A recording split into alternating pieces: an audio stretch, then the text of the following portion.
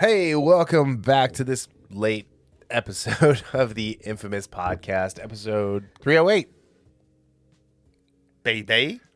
Baby! Anyway, I'm Brian. This is Darryl. We're in the room together. It's weird, you know. Yeah. So, I don't know. He pulls up and all my neighbors are like looking out their windows like, what's going on here? And then you hear the blast of a dog horn or a dog bark, I should say. So the window is up, so it's just the screen. Mm-hmm. Otherwise, she'd be smacking at the window. She does not smack at the screen, so I appreciate she's pretty that smart. for her. Sometimes. Anyway, all right. So this week we've got a bunch of news bites, a lot of fun news bites, and a really good conversation we're going to have around copyright, because copyright laws matter, Darryl. Mm-hmm. And then we are going to... Do all copyright laws matter, or do Marvel copyright laws matter? All. So you'll be surprised by my take on this. Anyway, and then we are going to get into the 2021 Cincinnati Comic Expo a little bit. Darryl did not go, but I did. And we're going to talk about that and some of the artists and people that I met that we're hopefully going to get lined up for interviews. Oh, that'd be awesome. Some point in the next few weeks and months. And then we have our requisite Heels review. It's coming up on the end. I know. I don't know when it ends. I think so. We're actually, so this is late. We're recording on Sunday. So we're recording about almost 12 hours after it would have normally gone live. Mm-hmm. So anyway, yeah, I don't know it. Like, I think next week is the last episode. Okay. So, but I mean, I guess we will have to find out later. Yeah. But I just want to know so you can use one of your favorite words. Penultimate. Oh yeah. So I do love that word. It's just fun to say. So, and it's really just a flex to show I'm not monosyllabic. Anyway, all right, so let's hop into the first story. Owen Hart is in the news this past week because of AEW. Actually, they are going to do a tournament in his honor. They're going to celebrate his legacy, thanks to his wife Martha, who hates Vince McMahon. Yeah. So if you haven't watched the Dark Side of the Ring about Owen Hart on Vice, it's the only thing Vice does that's worthwhile is the Dark Side of the Ring docuseries. It's well worth watching. Owen Hart died in the 90s. I actually watched. We were watching. We saw him fall. See, I didn't see that part, but I was watching that pay-per-view. Yeah. And I was like, something's going on. I remember because, just how they kind of, because, it was right before the match, and you could tell there was something going on by the crowd. And I'm thinking, and then I don't think it was, I don't think they mentioned it during, I can't remember that much if they mentioned, like, what happened, but I was absolutely watching. That was when I used to watch all the pay-per-view. Well, it wasn't like 30 pay-per-views a year either. So but so AEW is going to do it's going to be called the King of Hearts tournament, or the I think it'll also be called the Owen Hart Cup, but like the King of Hearts. And then they're going to win a trophy called the Owen. And we can get into that for a second, but they're also going to he's going to be a playable character in the AEW game.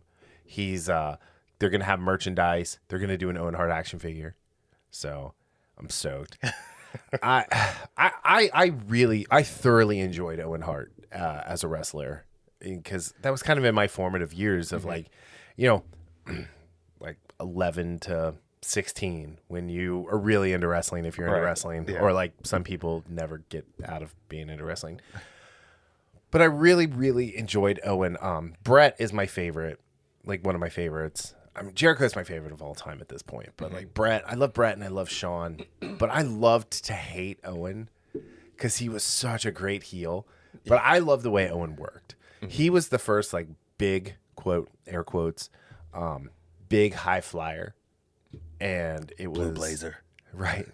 But yeah, so no, this is just really, really cool. AEW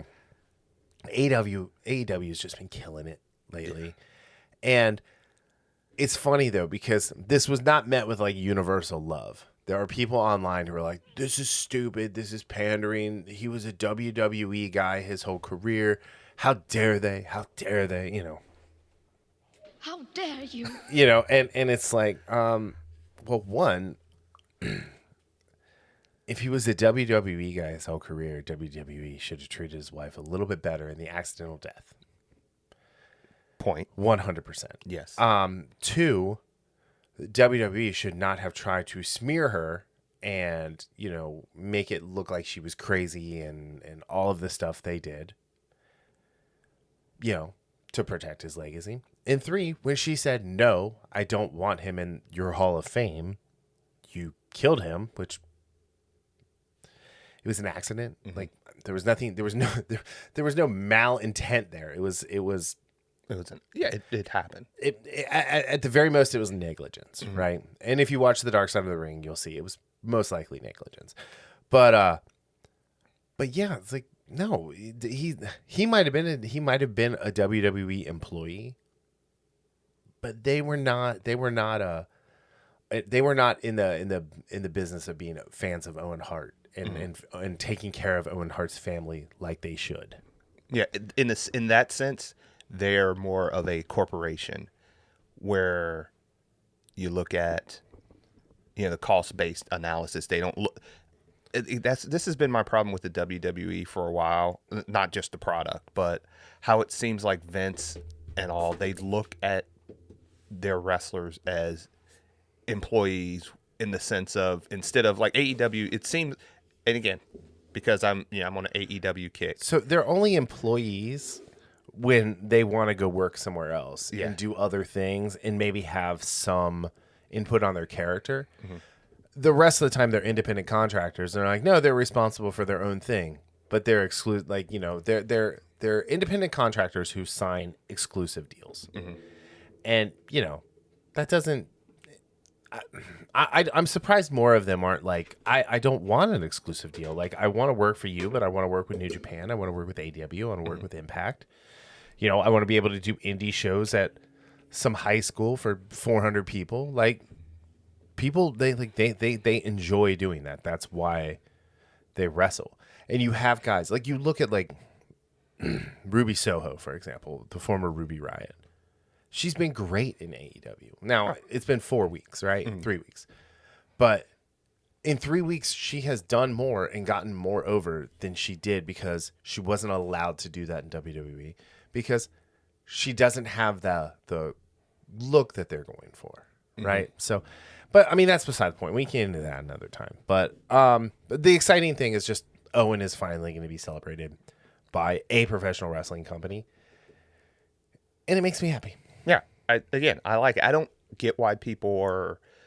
Well, I take that back. I do get it because people always find something to complain about. Sure. So instead of saying, oh, this is cool that this guy is finally getting his due and getting put up in the spot where he should be, they're making something like WWE owned him. Right. Yeah. No. So I good on AEW for doing this. I know they said the details of everything are still they're still decided, being worked out. But I do like this. The fact that they're going to have him in the game, which I haven't gotten a wrestling game, but I'm absolutely probably going to get that AEW game. Yeah, it's the same person who did the WCW. No, wait, which one was it? It was the guy who did the best one that was on the N64. Okay. I forget the game. I have it somewhere in here. But anyway, so speaking of ex-wives, Marcia, I think it's Marcia, right? Marcia. Lucas had some not too nice things to say about the sequel trilogy that came out in a book that was recently released. Anyway, she says that JJ and Kathleen just didn't get it. I mean, have we seen the Disney trilogy? They don't get it, and Yeah, I can't remember how I don't know if I came across this on Bounding or like saw some. No, I think somebody posted a video of this, like one of the mini channels. As was the first one, I think. The Heel versus Babyface was the first channel that I saw post anything about it, and I went directly to the Variety article before I listened to any of kind of the guys we like to listen to, because there's definitely have slants. There's a bias. Yeah. But yeah, no, I mean it's I think it's worse than the way they put it, just because like she and George are not on good terms, and so if she's coming out and being like, look, they didn't understand his vision, and she was a part of the Oscar winning editing team for Star Wars, Empire, and Jedi. Oh, I didn't know that. Like she's got her Star Wars bona fides, and there's a lot of people, and it's in the Variety article as well, and it's in the book. There's people who will say like, she's responsible for some of it, and she rightfully is like, no, I'm not. This was George's idea. I was just there sometimes to tell him no, which is what George needs more than anything, more than anybody. Yes, he needed that in the prequel trilogy too, as well. Well, that was the problem. He was with Rick Beeman from who was a Star Trek guy who just refused to tell him no about anything. He was just a yes man. He was sticking with the wrestling. He was the Bruce Pritchard to Vince McMahon. Yeah, and we all need that sometimes, especially people that are, because again, with creative properties, you can get on your creative train and just keep going. And somebody like Lucas, you need to be reined in sometimes. That's why editors are needed from books or, when we see movies and you see some of the things that are left on the chopping block, more often than not, it needed to be left on the chopping block. I've never seen a cut scene and said, like, not even just a deleted scene, but like a cut scene, right? Like one that was like one of those cutting room floor things that they filmed and they just didn't use. That's not a deleted scene. That's a cut scene. I've never ever seen one that I thought, that needed to be in there. Oh, absolutely, I have. Really? Batman v Superman is a perfect example. I know you don't like that at all, like that movie at all. Wait, did they actually cut anything from that movie? Absolutely. Because it seems like they cut like 30 minutes. Now don't get me wrong. Some of it was absolutely like it's not needed, but there was stuff that they cut that when they cut it, it was major plot holes in the theatrical version that were taken away when you actually added those scenes back in. Now, are you talking about like the extended cut of that? Yeah.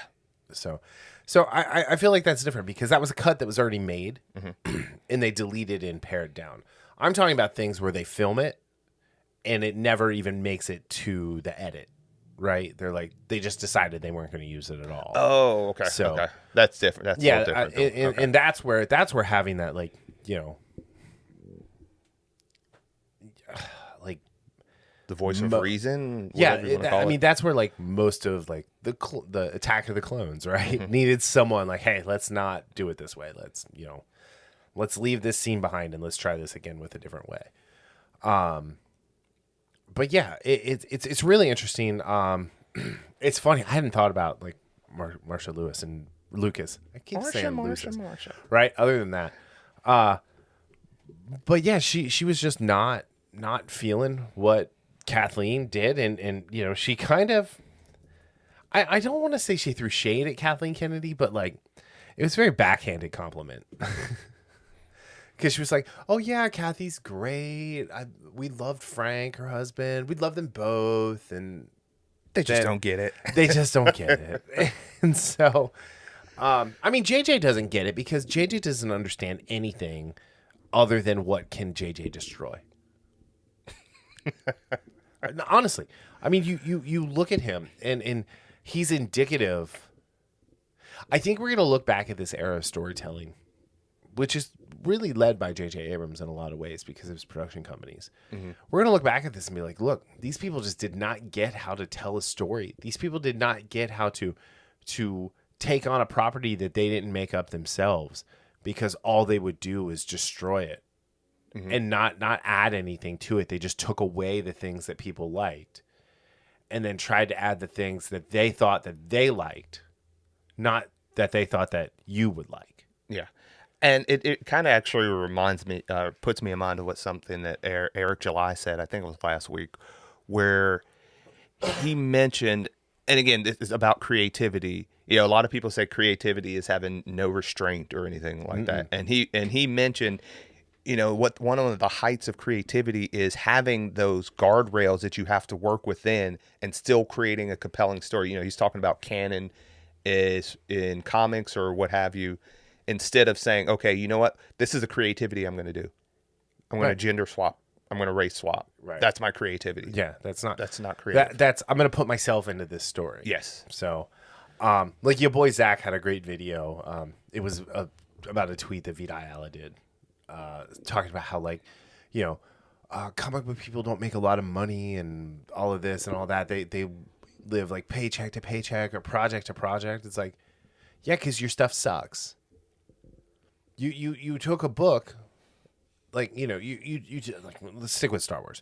You took a movie that made what, $2 billion, right? The next movie you made half of that. The next movie you made less. They didn't half it again, but they made less with more expensive ticket prices, right? Both times, and so it's like. You're not understanding here about what you're doing wrong. And, people have tried to tell you, but you don't listen. And then when someone disagrees with you about something, instead of saying, oh, you know what, I'm a creative person, let me look at that and look back at what I did and see how that works. No, they instantly start calling you names. Yeah. And again, I get it. Being a creative and writing something and somebody's not liking it, yeah, that is a blow. But you know what? If you're a professional, you're supposed to be a professional. You're getting paid a lot of money to do this. Learn to take criticism, because criticism is one of the only ways you're going to get better at what you do, no matter what it is. I'm a professional designer. My favorite part of the design is when I hand it off to somebody to give me feedback, because they're inevitably going to be like, hey, did you think of this? No, I didn't. Let's explore that. And that's how I make better products. When I was a professional journalist, Brian, this sentence doesn't make any sense. Okay, let me review it. Or better yet, I take this out. Oh, it changes. Everything makes sense now. We're semi-amateur podcasters. Like, when we get feedback, we. Yeah, and again, it's whatever. Anything I'm a big sports guy, for example, and you don't think Tom Brady doesn't get feedback from his coaches? Oh no, he's the GOAT. Yeah. It doesn't matter. It doesn't matter who you are or how good you are. You need that, one, to stay sharp, and two, to improve. Right. Because there's no one out there that without feedback they're going to continue to get better. It's just not, because like you said just now, there are things, I don't care how detailed you are, there are things you don't think about when you're doing a story or when you're doing a project. It just happens because you're human. Yep. So, and I do like how she said, hey, you know what? Give me a call. That was one of her. Yeah, she's like, just give me a call and I'll be happy. And the thing is this was done in an interview for a book that's been out for a little while. And she's not out there airing dirty laundry. She's not out here being like, hey, dummy. She just gave her honest opinion in an interview, and if these people were smart, they would reach out to her. If these people were smart, they would say, you know what, I'm not the right person for this job. But it's ego, a lot of it. It's I would look at, hey, like you just mentioned, hey, The Force Awakens made all this money, and then the next one after that got cut in half. Regardless of if I think it's great or not, obviously something's wrong with it. Why don't we explore what the people are saying? Right. And here's the thing, is I go to the movies opening night, typically on my own, because I really prefer to see movies by myself anyway. But then I would go back with the family. And in the case of, what was it, The Last Jedi, or no, I'm sorry, The Rise of Skywalker. I went to see it. I bought 3 nights of tickets before the movie even came out. Went to see it by myself. Went to see it with me and the kid the next night. Went to see it with me, the kid, and the wife the next morning. and it's like, great. You know, I was in for, you know, a couple $100 at that point. Not a couple hundred, but like what, like $50, $60 at that point. And it's like, okay, you know, this movie's gotten all the money it's going to get from me. Of course, then I bought it because, you know, completionist. But, but yeah, it's just, yeah, I don't know. But like, you know, I did that for, actually, I went back and saw The Force Awakens by myself, like after seeing it with everybody, like a couple weeks later. I genuinely enjoy that movie. Yeah. I do too. I don't like the end of the movie, but like, that's just because, again, they made wrong choices, in my opinion. I think in a lot of people's opinions, but The Last Jedi, like I left that and I was like, what? I didn't know what I thought about it until I saw it again. And I think that's where I was too, where I saw it in the movie theaters, and again, looks pretty. I love the look of it for the most part. And I was like, it's a fine movie. And then when it came on video or whatever, I can't remember if I bought it or not, but I watched it again when it came on streaming. Yeah. And I'm like, it was almost like X3 for me. Oh God.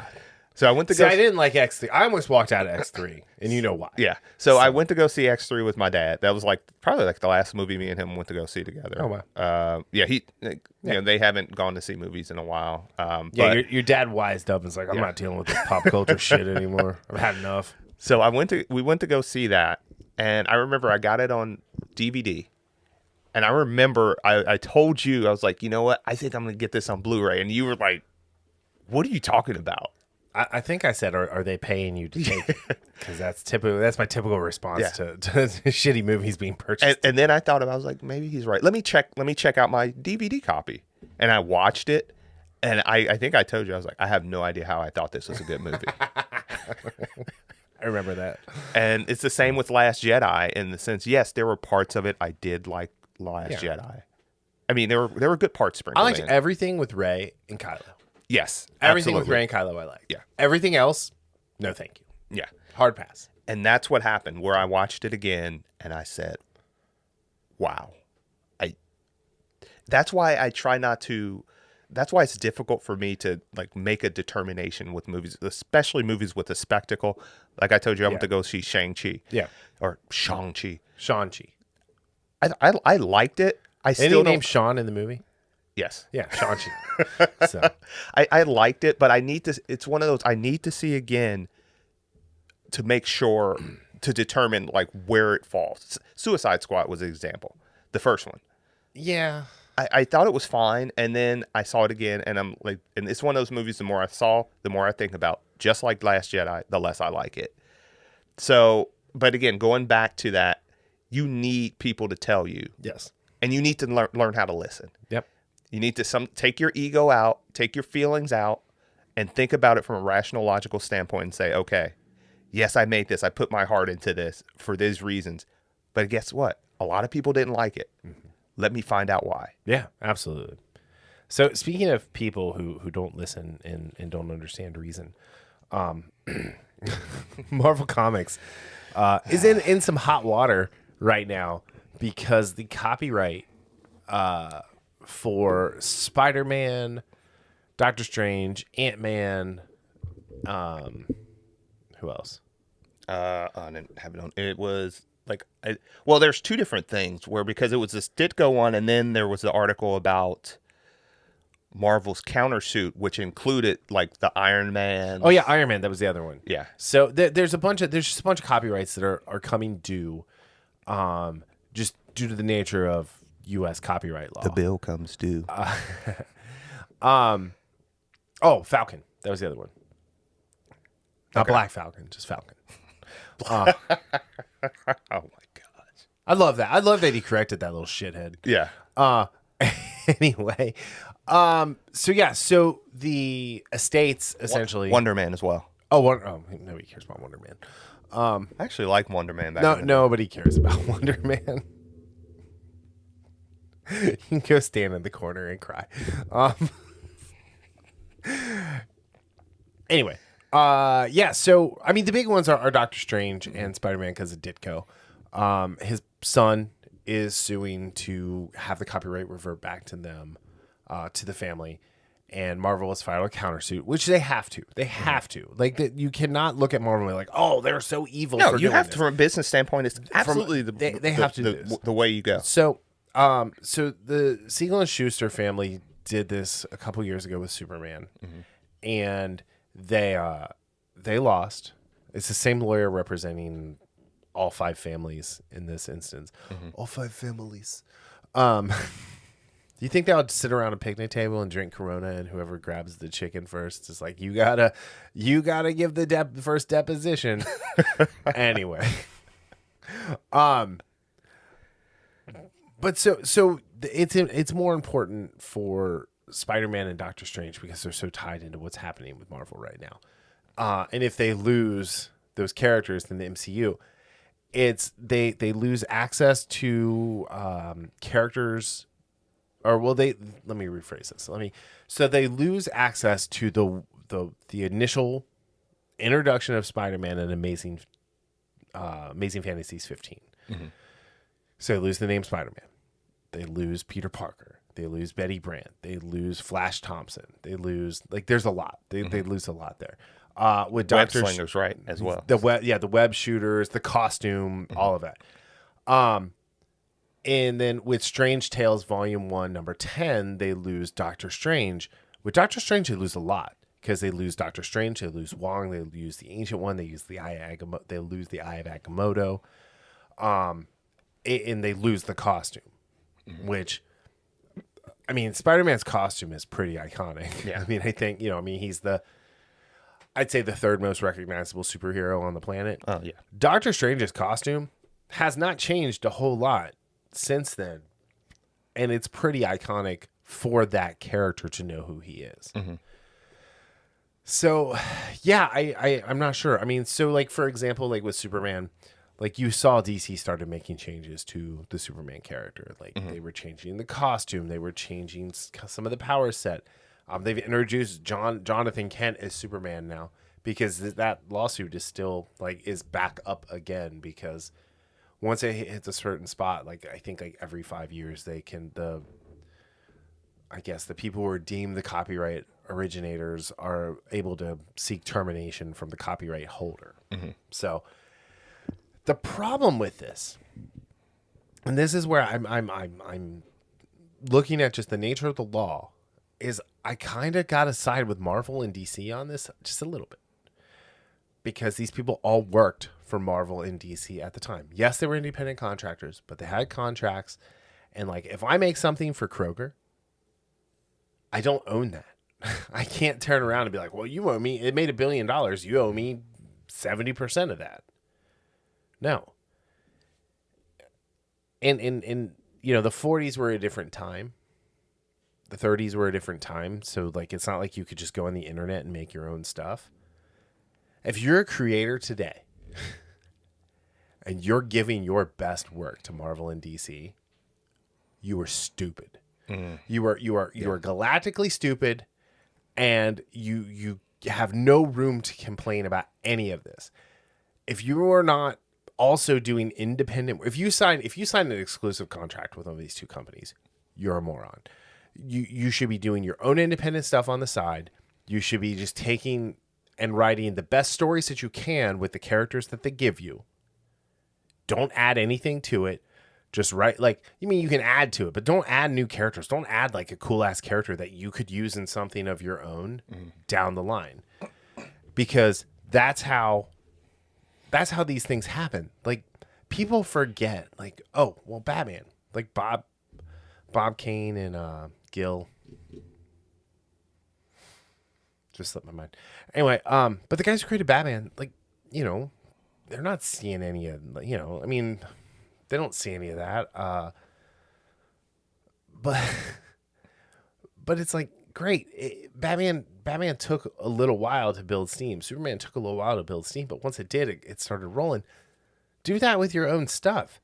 We're at a point now, and we'll get to this when we talk about the Cincinnati Comic Expo. We're at a point now where access to fans and access to people who are looking for what you sell, what you want to, is at an all-time high. there's never been a time in human history where communication was so easy, yet so very hard. Yeah. With this, I see what you're saying in the sense of I think an intellectual property like this is a little different, but I don't know. And again, I'll admit this. I don't know if that's because of me knowing how they have treated, and I might be biased towards them in the sense of because of the stuff of how they've treated creators in the past. That might be coloring my kind of like take on this.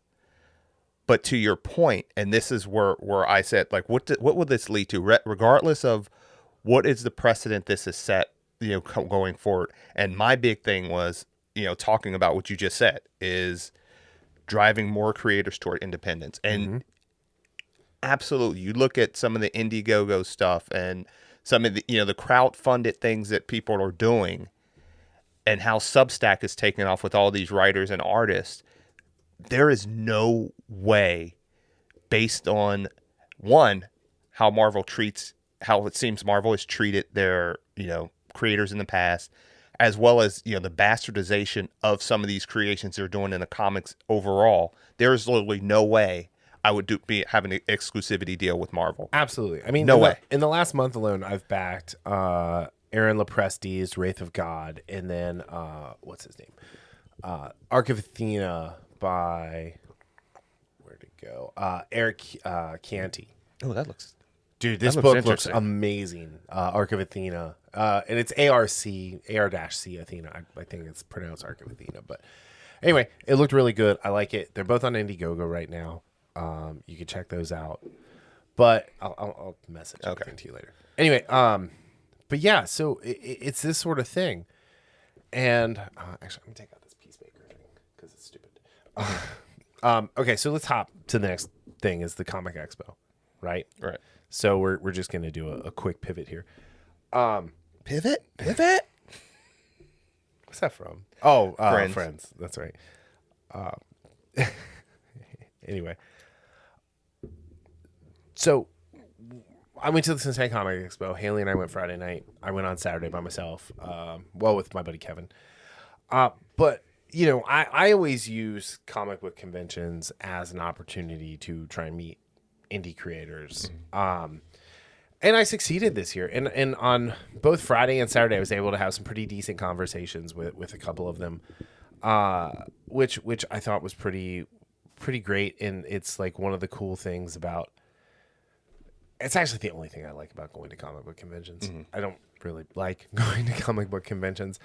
But the first one was this woman. Her name is K. Lynn, like K. Lynn Smith. And she had a book called For Goodness Sake, which really resonated with Haley. It's the story of this guy who's part demon, and like the way people act towards him is kind of depends on like how demony he looks, or not. It's really, really cool. And she was like describing it to us and everything. And then as Haley was reading through it, like I noticed there was a picture of him kissing a dude. And it's like, and Haley's like, oh, he's bi. I'm like, okay, cool. Like, that doesn't matter. Like the cool thing was the part of the story. But like Kay writes and draws it, and it's really good art. I like this art. Yeah, it's really fun. It's just one of those things where it's like awesome. It's what indie comics should be, and it's what a creator-owned property should do. And it also is, her characters and her telling the story that she wants to tell. So, hell yeah.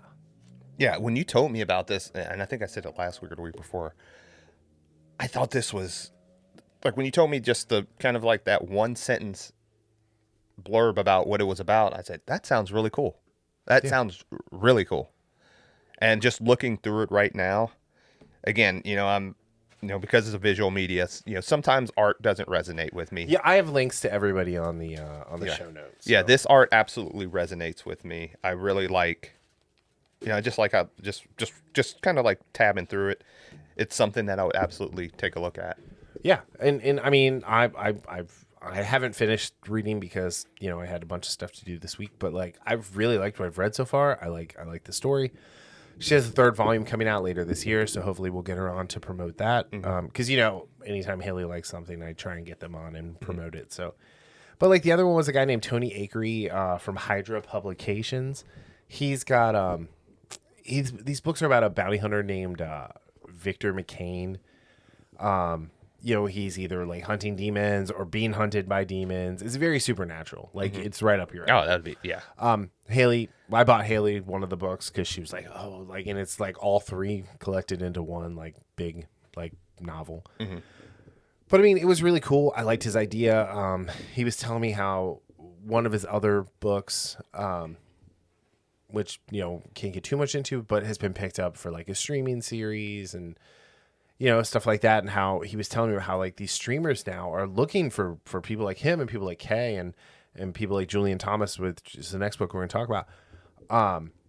Because they can get these people for like a fraction of a price and get in on the ground floor, get a first look deal and be like, you know, here, we'll give you $250,000 for this first thing. And like, let's see what happens from there. Like, if this works, we'll give you more. And like, you know, you create more. And it just seems like that's the way to go. And to be honest, like, if you put a little like faith in yourself, you do something like Indiegogo, you know, the Arc Athena book is interesting because those books are printed. Like the whole like thing is just to get distribution. Okay. Through Indiegogo. So it's like awesome. Like that book is done and that's 1 of 6. So there's 5 more coming. But yeah, so yeah, this other one is Blackheart, which is pretty cool. It's like a little space odyssey. Got a little autograph there? Yeah, they always all sign everything. But it's I've read through most of this one. I really enjoyed it. I don't want to see. Here's the thing: is I want people to go to our website and click on these people's links and go buy their shit because I don't want to like spoil anything. But like the art is by I can't even pronounce that anyway. But it's really good. But yeah, he's one of those, like, Julian was really cool and cared really deeply about his book, and it's through Vanguard Publishing. And so it's like, yeah, I mean, this is, you know, this is the type of stuff that I like to read. This is the type of stuff I'm looking for. Julian, just so everyone knows, is a black dude, and the main character is, you know, a black dude, but there's lots of different everything in there. And again, it's an all original character that kicks all sorts of ass and is really fun to read. That's what's important. I'm going to check this out. Yeah. So actually, I'm going to check both of these out.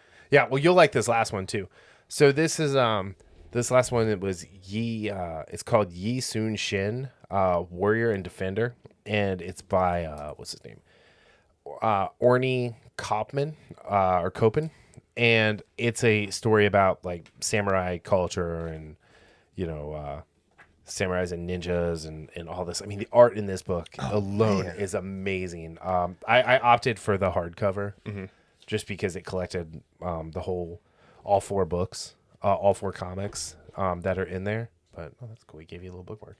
I was like, what is that? So, but yeah, I mean, it's really, really good. And, you know, I like this whole feudal Japan stuff and everything. And Goes to Tsushima. Again, I've played 7 minutes. Yeah. Oh, look at that. I've been playing Squadron like it's my job now that I can see on the 4K TV. But no, it's a really, really good book. It's from HK Collectibles is his publisher and everything. And yeah, I mean, it's just that kind of stuff is fun. It's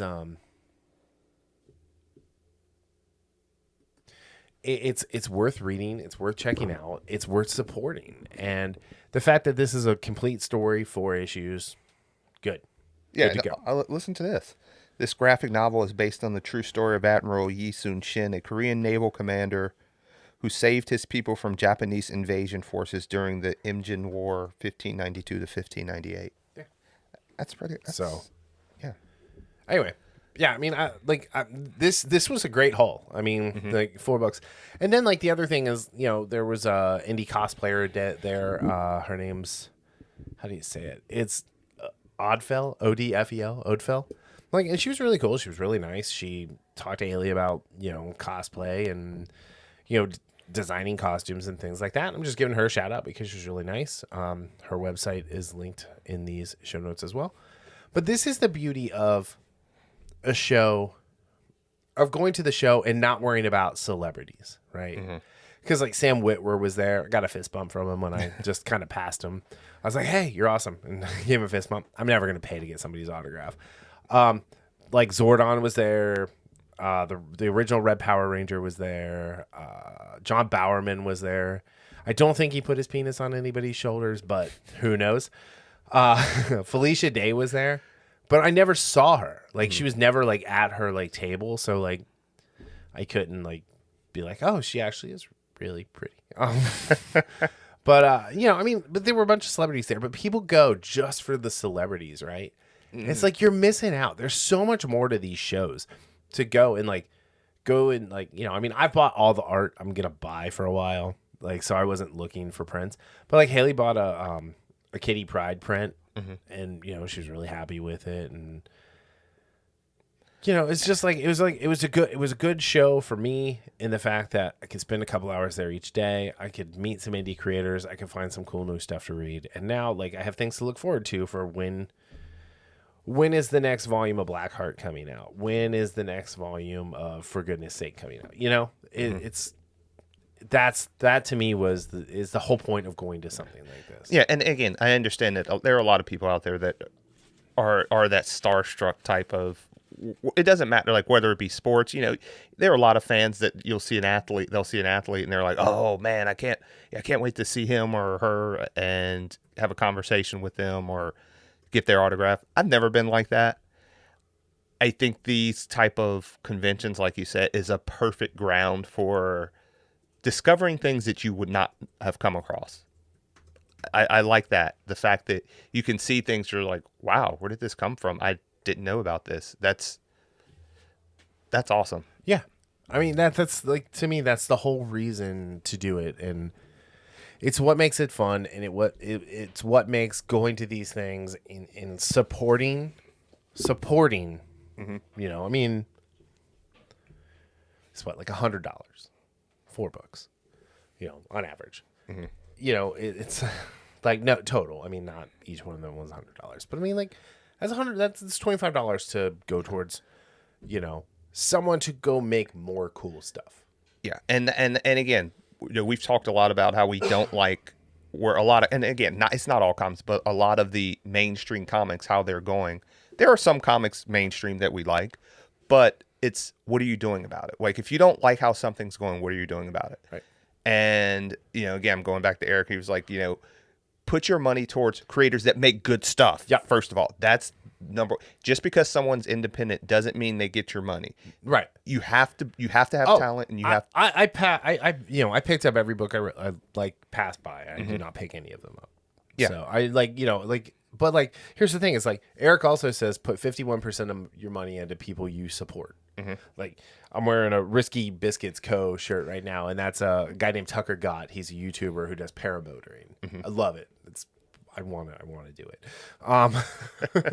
And it's like, well, shit. I bought 2 shirts and a sweatshirt from his YouTube channel this week, just because it's like, hey, I like this guy. I want to support him. Like, here's $100 and I get three shirts. Yeah. That's a plus. I get all that cool content that he has out there, so that's like a win-win-win. So it's just that's what I like about this particular show. It's what I don't like about going to like Comic-Con or New York Comic-Con or like Celebration. Celebration was great. I enjoyed Celebration's the best time I've ever had at a convention, but I was also there with 3 other people I really enjoyed and your predecessor. So he was anyway, but that was a blast because it was just being immersed in Star Wars. Now, knowing what I know now, I would have booed when they introduced the Rise of Skywalker name, but because we all thought Luke was coming back. Yeah. So anyway, but yeah, next year you should definitely come. So where's it at? It's a Duke Expo, Duke Energy Center. Okay. It's right downtown. It would have taken you 5 minutes to get there. Oh, you're talking about the Cincinnati Comic. Okay, I thought you were talking about Celebration. Oh no, Celebration's in like Anaheim or whatever. Okay, so it's in California. We can't go there. So we're not welcome. We're Ohioans. Yeah. We're not welcome in California. We believe in free thought. You stay in the Midwest. You stay in the Midwest. Fine, I will. We have seasons. I'll just laugh when you fall into the ocean. We have seasons, and I'm dealing with the switch of seasons like I always do with my allergies right now. Okay, so heels. Let's get to the final topic of today's show. Heels, brought to you by Starz. No. All right, so I figured out what was wrong with last week and this week's shows versus the two that preceded it. Mm-hmm. They were directed by Peter Segal and written by Michael Waldron.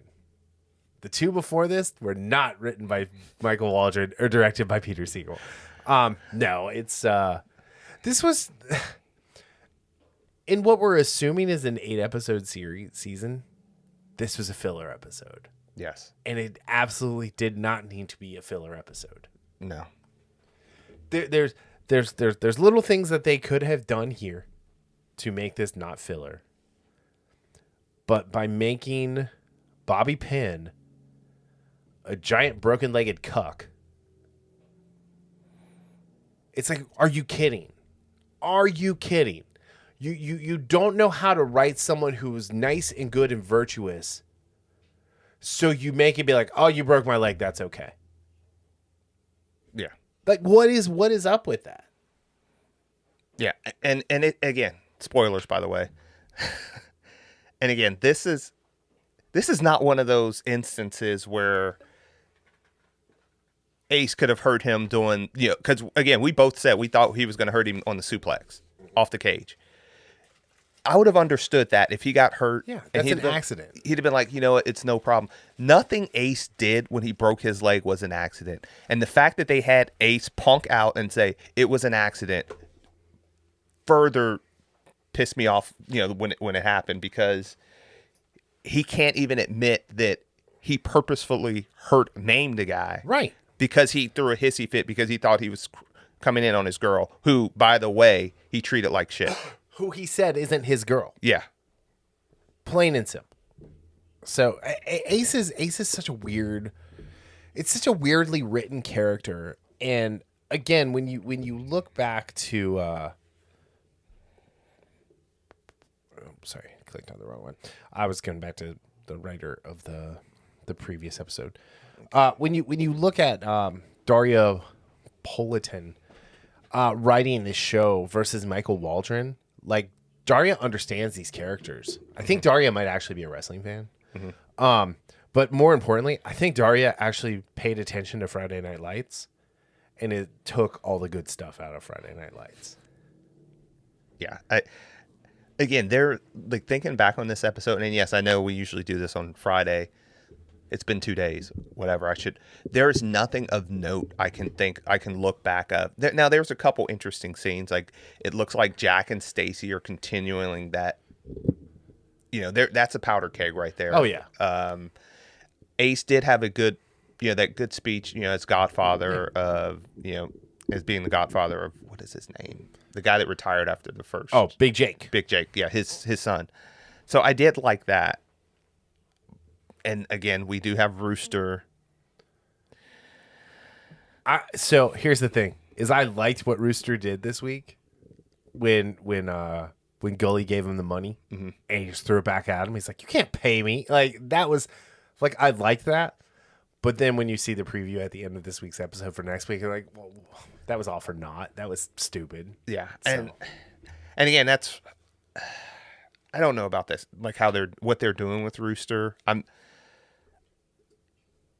It's one of those things that it could work out. It absolutely could work out. But just like what they've done with Ace, but Ace is more in the forefront because he's one of the main characters. He's like right there. Rooster is more of that supporting role. Yeah. You can get away with stuff with a supporting character that you can't get away with when you have a main character. Right. And again, they try to draw up sympathy with Ace in the sense of, he does apologize to Bobby. Kind of, sort of, yeah. and then they have him watching, the videos of his dad and those past videos, and this is the thing. Yes, writing dramas is about touching, is about manipulating people's emotions, but there's a way to do it where the person doesn't look and say, dude, you're just trying to pull me along. Yeah, you're just manipulating me. Cut it out. Yeah. The best type of manipulation is when the scene is manipulating you, but you can't figure out why. Right. It's this one where they were doing that when it seemed false because it after what they did with him breaking Bobby's leg. Yeah. It was almost as if after filming that episode, someone said, we need to get some way for people to feel empathy for him. Yeah. And then they do this about, what he was supposed to be, how his father was so proud of him and everything like that.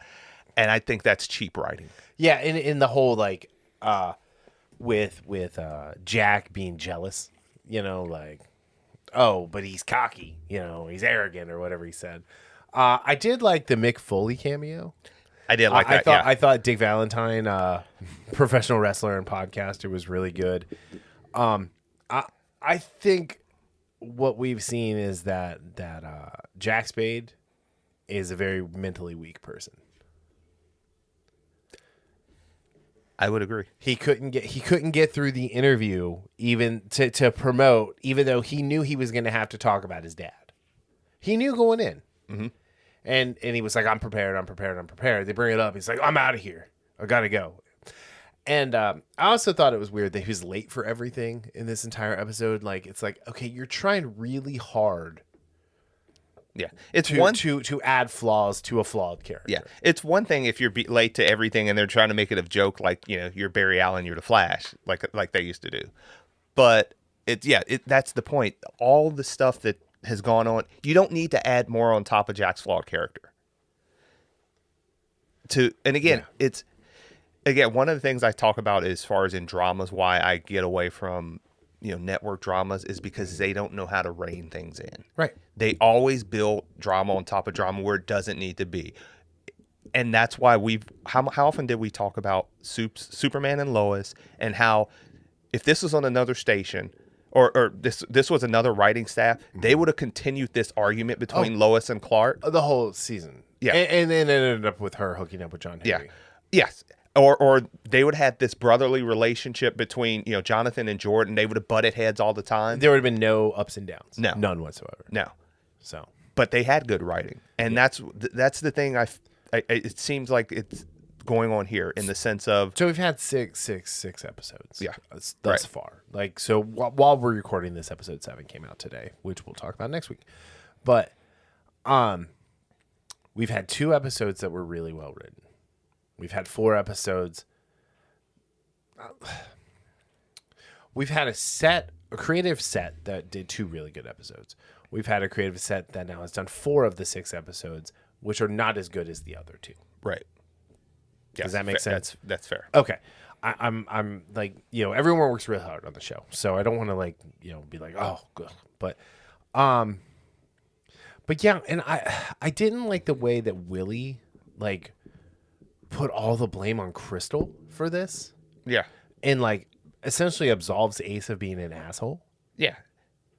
Yeah, it reminded me. It reminds me of, or it puts me in mind of, and I know this is going long route, but a sense of you're in an abusive relationship and you do something to that, abusive person or say something to them that might be hurtful or spiteful. Right. And then that person come back at you and why are you making me do this to you? Right. She didn't put any blame on Ace. None. Do you remember Family Guy when Stewie was beating the crap out of Brian the dog? Yeah. And he was like, why are you making me smash this bottle in your eyes? Why are you making me rub your face in salt now? That's what this was. Yeah. But yeah, it was that. And then just the people who do not understand Ace Spade based on his actions. Mm-hmm. There's a whole lot of forgiveness for him being a whole lot of shitty. Yeah. The girl at the convenience store, because her dad called Jack. It was like, I thought we were family friends, bud. What's going on here? You know, you have Ace acting up to other people. Like when he was at the karaoke bar, it's like nobody likes him. No. Nobody. Like, why do you guys keep forgiving this? Let him go. Yeah, or keep saying, Ace, your uncle's a good guy. Yeah. So no, he's not. He's not. no, Jack should be like, your uncle's a piece of crap. Yeah. He plays a character, just like I play a character. But he's garbage. Yeah. You shouldn't look up to him at all. No. But then you know you have the couple moments where Ace does have a genuinely good moment, and it makes those good moments better. Yeah. But then when you follow it up immediately by something more horrible than he's done before, it wipes all of that. Yeah. You know? And they're and again, the worst mistake, we said it when it happened, the worst mistake they made was having him hurt Bobby in such a way. Yeah. If he was just pissed and careless and, like I said, did something, hit him with the chair too hard or hit him in the wrong spot or the suplex it off. should have been an accident. It should have been an shouldn't have accident. been intentional. Yeah. So that would have been fine. That would have been fine. And then he would have been like, look, I'm sorry. Like this was it. And that's the thing. They have to make changes to, and they can't do it this season. No. It won't feel genuine. I mean, the season's done. Yeah, it's done. The season's yeah. in the can anyway. So. What I mean is like in the sense of what's falling. We don't know how they decided to move it along, but they have to have him start taking responsibility for things. Yes, agreed. The other thing is, I think we need to have an intervention with Bobby Penn about his love of ranch dressing.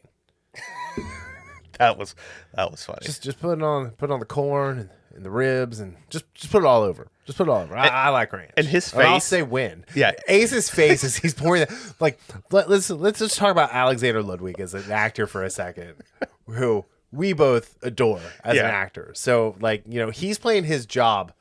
Alexander Ludwig is doing an amazing job of being unlikable. Yeah. Because like I don't find him unlikable as like in interviews and in other roles.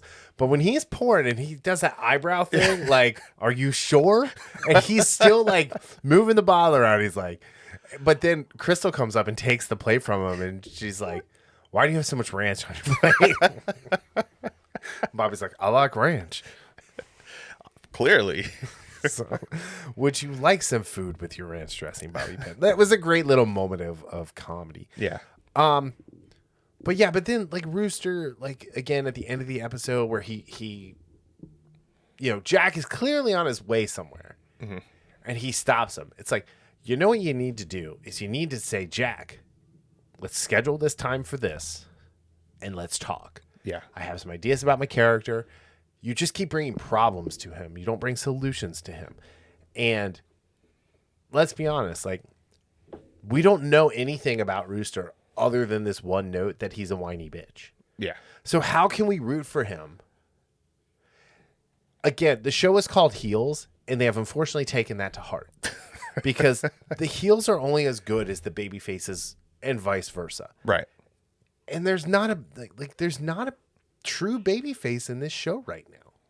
I mean, like, we like Stacy. We root for Stacy because she seems like a good person and she's just trying desperately to make her family better. She's a good mom. We were rooting for Crystal. I mean, I'm still kind of rooting for Crystal, but like Crystal kind of like this past week, she was like just kind of a jerk to everybody. Yeah. And it's like, I get it. Like, but they didn't show her, they didn't let Crystal process her emotions. Yeah. They just kind of like, well, you're done until Bobby's healed. It's like, well, that's stupid. Yeah. Like, you know. And I did like us Let her getting wrestle Trisha. Yeah. I did like us getting a little bit more about Apocalypse. Yeah, and that was great. That like, and you know, with the AA and just, God damn it, James Harrison, bastard. I did really like that part. I did. I was really good. Yeah. I did like how the dome was used for everything but wrestling this week too. That was kind of funny. But at the end of the day, the story did not move forward at all about moving towards this triple threat ladder match at the Georgia State Fair. Yeah. So if they even get to it, because they're upset about the fact that Jack's not selling tickets. Yeah. So, and again, Jack is so far up his own butt that he can't even be like work with someone who he doesn't like. Yeah. For the betterment of of everyone else. the Duffy Wrestling League. Yeah. So. Anyway, all right. Let's out of 5 bowls of ranch dressing. I was gonna say you have to put ranch dressing. Yeah, you got to put ranch dressing in here. I give it a 2.5. It was a definitive downgrade from the last couple weeks. Yeah. It didn't go anywhere. Like I said, we talked about stuff, but there's nothing that really stood out for me. I had to really think to remember what happened. I did too. Episode. Yeah. It's only been a week. Yeah, when I was putting notes on my phone, I'm thinking like, okay, what happened here? So it's just because it wasn't interesting enough. It didn't move the characters forward. If anything, in instances, it regressed them, especially a character like Ace, who they really need to move forward with something. Right. I don't know what. Again, that could happen, but a certain something the French call, and I don't know what. Yeah. so no, 2.5 out of 5. I'm gonna go just a little lower with just a solid 2. Mm-hmm. I agree with everything you said. I just think that the way we had progressed in the previous 2 episodes, this was like a Paula Abdul song. I take 2 steps forward, or take a step forward and 2 steps back. Yeah, and that's kind of what happened here. So yeah, I like the Mick Foley thing. I liked the whole, like, everybody else in the town kind of coming together, and like Jack just kind of being an outsider. I like, that's a string that if I were a creative person in that room, that I'd be like, hey, let's pull this string. Let's show how Jack has actually like insulated himself from everyone in this town, including his wife. Mm-hmm. And what can we do to break those barriers down? Because Jack is a heel because Jack wants to be a heel, because it's easier for him to be disliked than it is for him to take criticism. Mm-hmm. Yeah. Anyway, cool. All right. Anything else? Nothing. All right. Before we go, we will be at Fretboard on November 8th at 7 p.m. And I just got approval from Toys for Tots, so we're going to be a toy drive while we talk about toys in that episode. So keep a lookout for more information on that on the website, and go follow us on Facebook and follow Fretboard on Facebook, because they set up an event. I'm not going to set up a separate event this time. I'm just going to share it out. So yeah, hopefully we will see you then. All right. Peace out.